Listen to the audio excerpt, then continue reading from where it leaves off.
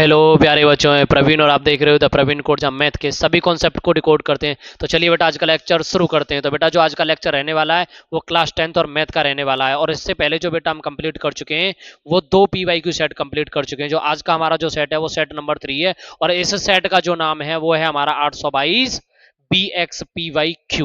इसमें हमें करना क्या है, इससे पहले हम इसके MCQ कंप्लीट कर चुके हैं। अब वो हमने 2 लेक्चर में कंप्लीट किए हैं। जो आज हम क्वेश्चन स्टार्ट करेंगे वो 2 अंक वाले क्वेश्चन स्टार्ट करेंगे। तो देखिए बेटा, आज का जो 2 अंक वाला क्वेश्चन रहेगा वो पहला क्वेश्चन देखिए।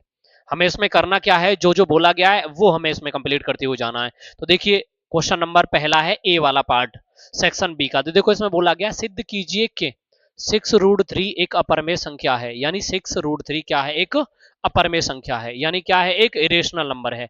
तो मैं क्या करता हूं, सबसे पहले इसमें कुछ लेट कर लेता हूं। जैसा कि मैंने लेट किया है, माना के 6√3 एक परमेय संख्या है। ये बात मैंने मान ली कि 6√3 जो है एक कैसी संख्या है, परमेय संख्या। और जब ये एक परमेय संख्या है तो मैंने इसको लिखा 6√3 इजकल टू क्या हो जाएगा, P/Q।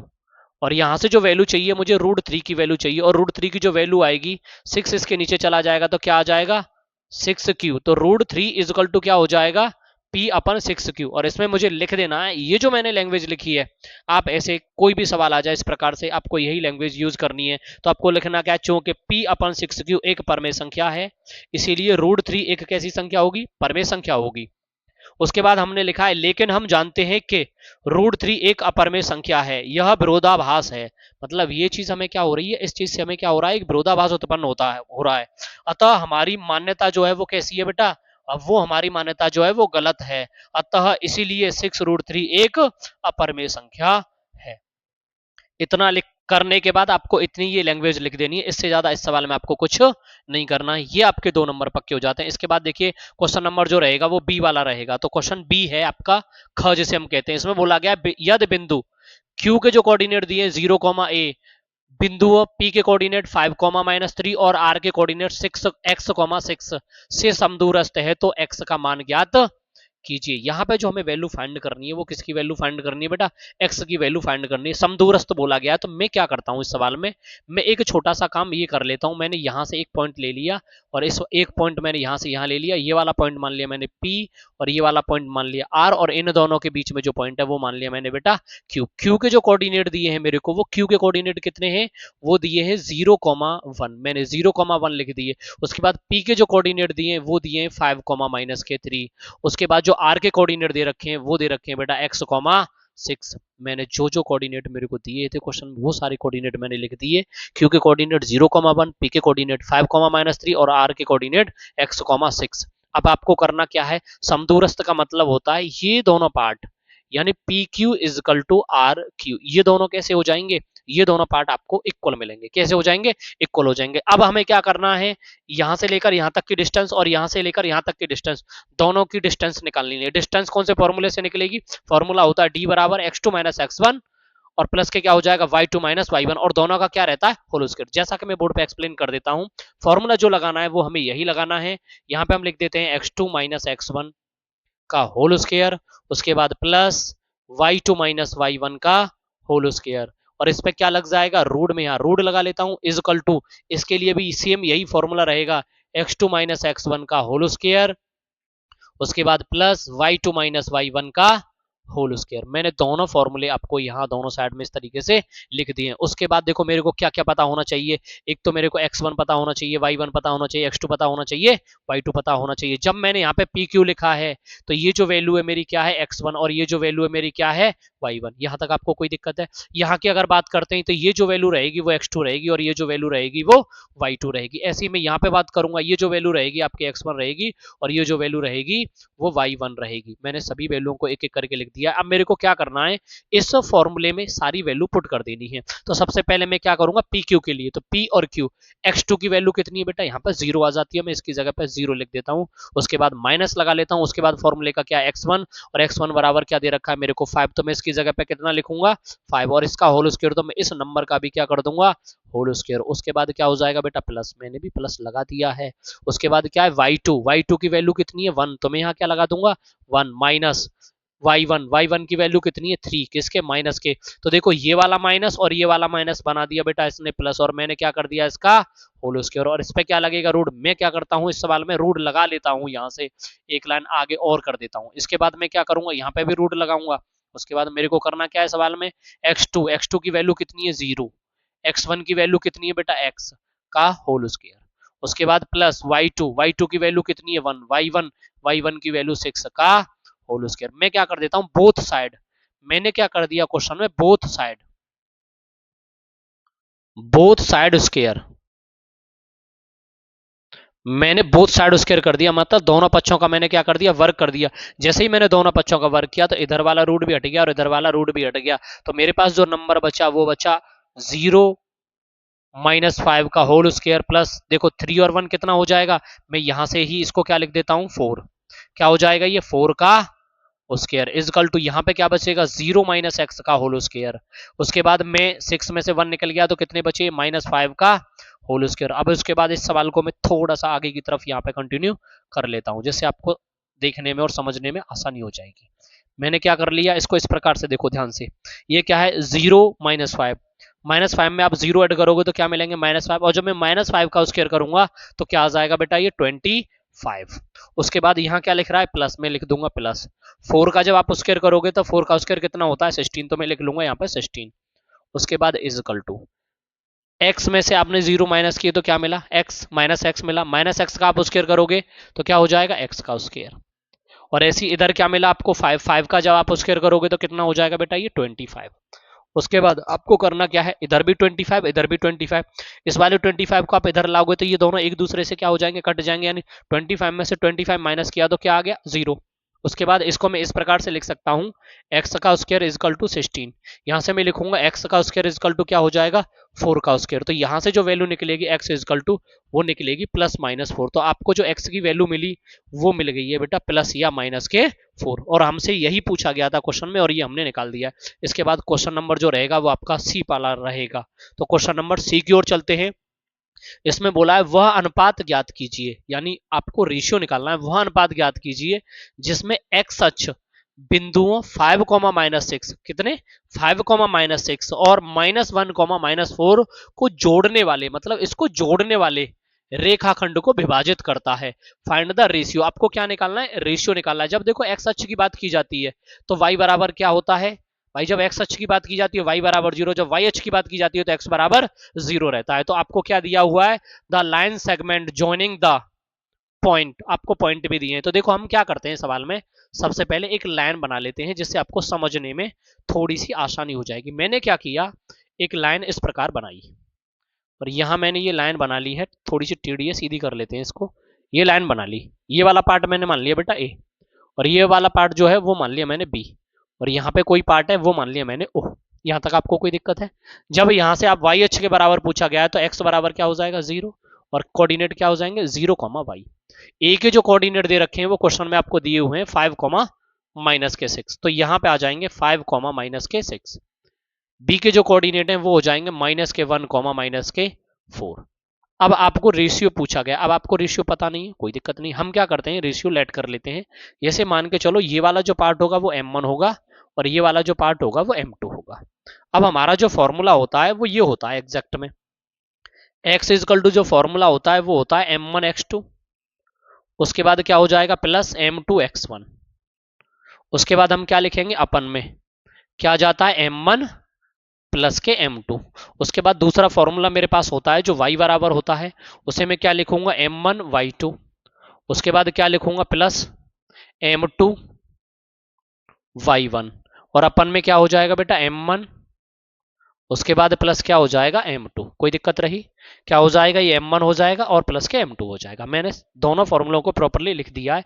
मेरे को ये किसकी वैल्यू दे रखी है, देखो यहां से अगर मैं वैल्यू को डिफाइन करता हूं तो ये जो वैल्यू दे रखी है, ये जो पार्ट आपको गिवन है, ये जो पार्ट है ये बेटा आपका x1 है, और ये जो पार्ट है ये क्या है y1 है, और यहां से मैं इसकी बात करूंगा तो ये क्या है बेटा x2, और ये वाला पार्ट क्या है y2, और ये x के कोऑर्डिनेट हैं और ये y के।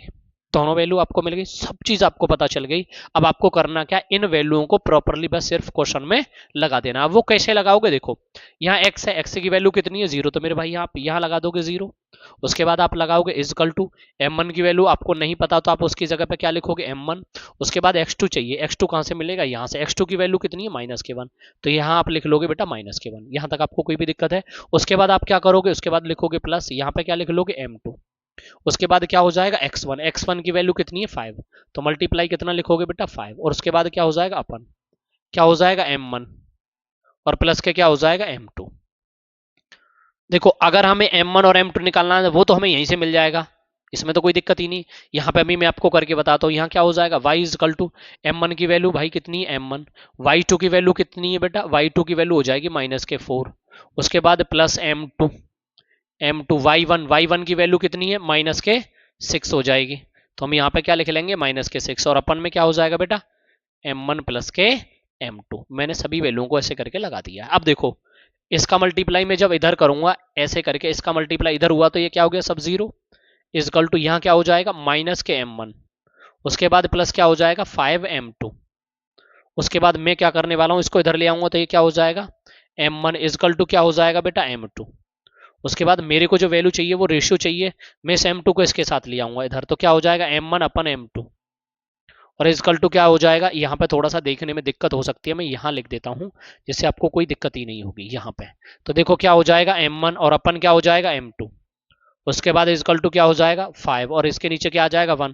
जो आपका m1 और m2 का जो रेशियो आया वो कितना आया 5:1। अगर आपसे रेशियो पूछा जा रहा है तो आपका सवाल कंप्लीट हो गया एक ही पार्ट से। अगर आपसे इसमें y की वैल्यू और पूछ ले क्वेश्चन में, यानी रेशियो भी पूछ ले और y की वैल्यू भी पूछ ले, तो क्या करोगे, तो आपको करना क्या है, यहाँ पे क्या हो जाएगा y इजकल टू m1 की वैल्यू कितनी है, यहाँ से आपको m1 की वैल्यू मिल चुकी है, वो कितनी हो जाएगी 5। उसके बाद आप मल्टीप्लाई कितना करोगे 4। उसके बाद क्या लिखोगे प्लस m2 की वैल्यू कितनी है 1 और मल्टीप्लाई कितना हो जाएगा -6 और क्या हो जाएगा 5 प्लस के 1। इसको आप थोड़ा सा आगे और सॉल्व करोगे तो y इजकल टू कितना आ जाएगा, इन दोनों पार्ट का मल्टीप्लाई करोगे तो कितना हो जाएगा -20। उसके बाद क्या हो जाएगा माइनस और प्लस, ये क्या होता है माइनस, माइनस के कितने आ जाएंगे 6 और अपन कितना हो जाएगा 5 और 1 6। इसको जब मैं और थोड़ा सा आगे सॉल्व करूंगा तो माइनस के क्या हो जाएगा 26/6। इसको जब मैं काटूंगा 2 से तो ये कितने बार कटेगा -13 अपन कितना हो जाएगा 3। तो ये जो आपका आंसर आ जाएगा वो इस प्रकार से आ जाएगा। यहाँ तक आपको कोई भी दिक्कत है, आगे चलते हैं। तो यहाँ हम ये लिख सकते हैं -13/3। अगर आपसे क्वेश्चन में y की वैल्यू पूछे तो, नहीं पूछे तो कोई दिक्कत ही नहीं है। आगे चलते हैं, क्वेश्चन नंबर है डी वाला पार्ट। डी वाले पार्ट में आपसे क्या बोला गया है, सिद्ध कीजिए यानी प्रूव डेट रूट में 1 माइनस कॉस थीटा अपन क्या हो जाएगा 1 प्लस कॉस थीटा। इसमें लिख रहा है CSC थीटा। CSC क्या होता है भाई, CSC कोई डरावनी चीज नहीं होती है, CSC का मतलब कोसेक होता है। तो आप इसको क्या लिख दोगे कोसेक थीटा। फिर क्या लिखोगे आप इसको माइनस के कॉट थीटा। आपको ये चीज फाइंड करनी है, इसके बराबर ये लेके आना है। तो आपको करना क्या है सवाल में, आपको सवाल में एक काम ये कर देना है, इसको लेट कर लेना है, टेकिंग लेफ्ट हैंड साइड। आपने सवाल में कौन सी साइड ले ली, लेफ्ट हैंड साइड ले ली। कौन सी साइड ले ली, लेफ्ट हैंड साइड। तो लेफ्ट हैंड साइड में आपको दिया क्या है, ये दिया है 1 माइनस कॉस थीटा। उसके बाद आप लिखोगे प्लस क्या हो जाएगा 1 प्लस कॉस थीटा और इसके ऊपर क्या लगाओगे बेटा आप रूट। अब आपको करना क्या है, इस सवाल को आपको कॉन्जुगेट में हल करना है, कॉन्जुगेट कर देना है इसका। जब आप इसका कॉन्जुगेट करोगे तो क्या आ जाएगा 1 माइनस कॉस थीटा और उसके बाद ये क्या हो जाएगा बेटा, ये भी हो जाएगा 1 माइनस कॉस थीटा। उसके बाद ऊपर इन दोनों का जब इस प्रकार से मल्टीप्लाई करोगे, देखो इधर भी माइनस इधर भी माइनस, ये बन जाएगा 1 माइनस कॉस थीटा का होल स्क्वायर।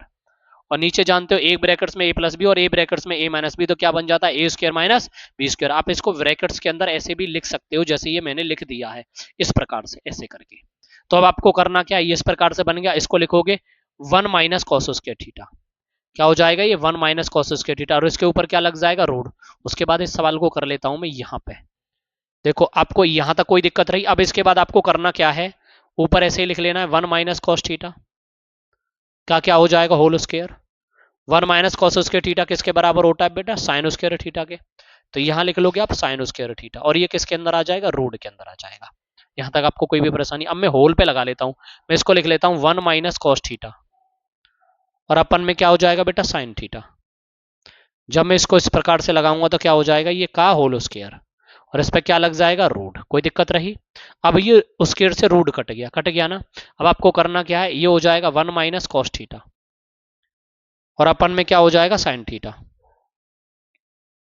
और जब ये इस प्रकार से हो जाएगा तो इसको हम क्या लिख सकते हैं, ये हो जाएगा 1 अपन साइन थीटा, 1 अपन साइन थीटा माइनस क्या हो जाएगा, कॉस थीटा, और अपन क्या हो जाएगा, साइन थीटा। मैंने इसको इस प्रकार से लिख लिया। और आप जानते हो 1 अपन साइन थीटा किसके बराबर होता है, कोसेक थीटा के। तो यहां पे क्या कर दोगे आप, कोसेक थीटा। 1 अपन साइन थीटा किसके बराबर होता है, कोसेक थीटा के। तो मैंने यहाँ पे क्या लिख दिया, कोसेक थीटा। उसके बाद माइनस कॉस अपन साइन किसके बराबर होता है, कॉस अपन साइन जो होता है बेटा वो कॉट थीटा के बराबर होता है। आपको चाहिए क्या था, यही। तो क्या हो जाएगा, हैंस प्रूव्ड। यही आपको प्रूफ करना था और यही हमारा निकल के आ चुका है। यहां तक आपको सारी चीजें एकदम क्लियर समझ में आ रही होंगी। आई होप आपको एकदम क्लियर समझ में आ रहा होगा। चलो नेक्स्ट क्वेश्चन की ओर चलते हैं। तो अब जो क्वेश्चन रहेगा वो क्वेश्चन नंबर रहेगा ई, जिसे हम कहते हैं ड। तो देखो क्वेश्चन में पूछा गया त्रिज्या 14 सेंटीमीटर वाले, त्रिज्या कितनी, 14 सेंटीमीटर वाले एक वृत्त की एक जीवा, वृत्त की एक जीवा केंद्र पर 120 डिग्री का कोण अंतरित करती है, तो संगत वृत्तखंड का क्षेत्रफल ज्ञात करिए। आपको क्या पूछा गया है, वृत्तखंड का क्षेत्रफल पूछा गया है। तो वृत्तखंड का मतलब होता है area of the segment. Segment का एरिया निकालने के लिए मैंने आपको फॉर्मूला कई बार बताया। तो आपको क्या करना है, सबसे पहले आपको क्वेश्चन में दिया हुआ है आर इजकल टू, तो आर इजकल टू कितना दे रखा है, 14 सेंटीमीटर। थीटा इजकल टू कितना दिया है बेटा आपको, 120। आप दोनों पार्ट को लिख लोगे। यहाँ पे आपको कोई दिक्कत रही, बहुत अच्छी बात है। अब आपको करना क्या है, इसके लिए मैंने फॉर्मूला बताया था, यहाँ पे हम फॉर्मूला लिख लेते हैं, area of the segment, area of the segment. यहां आप लिखोगे वृत्त खंड का क्षेत्रफल। अब वृत्तखंड का जो क्षेत्रफल होता है वो होता है थीटा अपन 360, क्या हो जाता है, पाई आर स्क्वायर माइनस के 1/2 आर स्क्वायर साइन थीटा। ये आपका फॉर्मूला होता है। बस आपको इस फॉर्मूले में वैल्यू को लगा देना है और जो भी आपका आंसर आएगा वो एकदम परम सत्य आंसर आएगा। हम क्या करते हैं, इजकल टू लिखते हैं। थीटा की वैल्यू कितनी है, 120, 120 लिखेंगे। अपन कितना हो जाएगा, 360, 360 लिखेंगे। पाई तो पाई लिख देंगे। आर की वैल्यू कितनी है, 14, मल्टीप्लाई कितना हो जाएगा, 14, क्योंकि आर की वैल्यू 14 है, आर का स्क्वायर हो रहा है 14 मल्टीप्लाई 14। उसके बाद माइनस के क्या हो जाएगा, 1/2। आर की वैल्यू कितनी है बेटा, 14 मल्टीप्लाई 14, और साइन की जगह पे साइन थीटा, थीटा की जगह पे क्या आ जाएगा, 120। अब आपको करना क्या, जीरो से तो आपका जीरो कट गया और ये कट गया 3 टाइम्स। तो आपका जो यहाँ पे वैल्यू बनेगी वो बनेगी 14 मल्टीप्लाई 14 कितना हो जाता है, 196, और क्या हो जाएगा साथ में पाई, और अपन क्या हो जाएगा बेटा 3। यहां तक आपको कोई भी दिक्कत है? उसके बाद आप क्या लिखोगे, माइनस के क्या हो जाएगा, ये 2 से काट दो भाई, कितने बार कट गया, 7 बार, और 7 का जब आप इसमें मल्टीप्लाई करोगे तो ये हो जाएगा 98, और क्या हो जाएगा साइन, और साइन को आप लिखोगे क्या, ये आपका आ जाएगा 90 प्लस के 30, और आप 90 प्लस 30 देखोगे तो कौन से क्वाड्रेंट में आता है, ये आपका जो क्वाड्रेंट आता है वो क्वाड्रेंट नंबर सेकंड में आता है। तो सेकंड में जब रहता है तो साइन का तो साइन ही रहता है, साइन का क्या होता है, कॉस हो जाता है, साइन का कॉस हो जाता है, और दूसरे क्वाड्रेंट में साइन जो है वो पॉजिटिव होता है। तो इसको हम क्या लिख देंगे, ये जो वैल्यू निकल के आएगी 196 पाई, और अपन कितना हो जाएगा 3, और माइनस के कितना हो जाएगा 98 मल्टीप्लाई, ये क्या हो जाएगा बेटा कॉस 30। यहां से अगर हम कॉस 30 की वैल्यू की बात करेंगे तो ये आ जाएगा इतने पाई, और अपन कितना हो जाएगा 3, और माइनस के क्या हो जाएगा 98 मल्टीप्लाई, इसकी वैल्यू होती है √3/2, और इसको मैं जब 2 से काटूंगा तो कितने बार आ जाएगा, ये 19 बार, 49। तो इसको क्या हो जाएगा 196 पाई, और अपन में क्या हो जाएगा 3, और माइनस के क्या हो जाएगा 49√3। आप इतना सवाल को छोड़ के आ सकते हो। ये क्या आ जाएगा सेंटीमीटर उसके आ जाएगा। अगर इसे आप और भी आगे सॉल्व करना चाहते हो तो पाई की जगह पर क्या लगा सकते हो, 22/7, इसको आगे और सॉल्व कर दोगे। यहां तक आपको कोई भी दिक्कत है? एक लास्ट क्वेश्चन और रह गया है 2 नंबर का, उसे और देख लेते हैं। अगला जो क्वेश्चन है वो क्वेश्चन नंबर 6 है। इसमें पूछा गया है 52 पत्तों की एक अच्छी प्रकार से फेंटी गई गड्डी में से एक पत्ता निकाला जाता है, प्रायिकता ज्ञात करिए। सबसे पहले क्वेश्चन में हमसे जो बोला गया है वो लिख लेते हैं टोटल। क्या बोला गया है, टोटल कार्ड। टोटल जो कार्ड हैं वो कितने हैं हमारे पास, वो लिख लेते हैं। टोटल कार्ड का मतलब है यहां पे हम लिखेंगे कुल पत्ता, हमारे पास जो पत्ते हैं वो कितने हैं, कुल पत्ता इज इक्वल टू, कुल पत्ता जो है मेरे पास वो है बेटा 52, मैंने लिख दिए 52। उसके बाद इसमें बोला गया है ड्रॉइंग ए रेड किंग, यानी लाल रंग का एक बादशाह। कौन से रंग का? लाल रंग का। तो हम यहां लिखेंगे रेड किंग। कौन सा? रेड किंग, यानी लाल रंग का बादशाह। इसे लिखा जाएगा लाल रंग का बादशाह।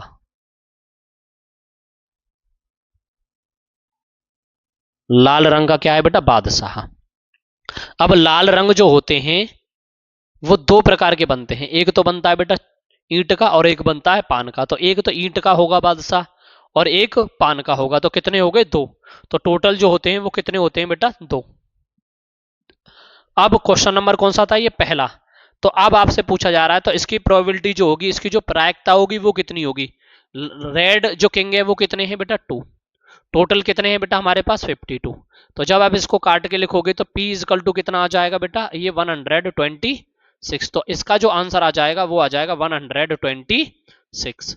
इसी में आपसे क्वेश्चन नंबर पूछा गया है सेकंड, उसको भी देख लेते हैं उसमें क्या पूछा गया है। क्वेश्चन नंबर सेकंड में आपसे पूछा गया है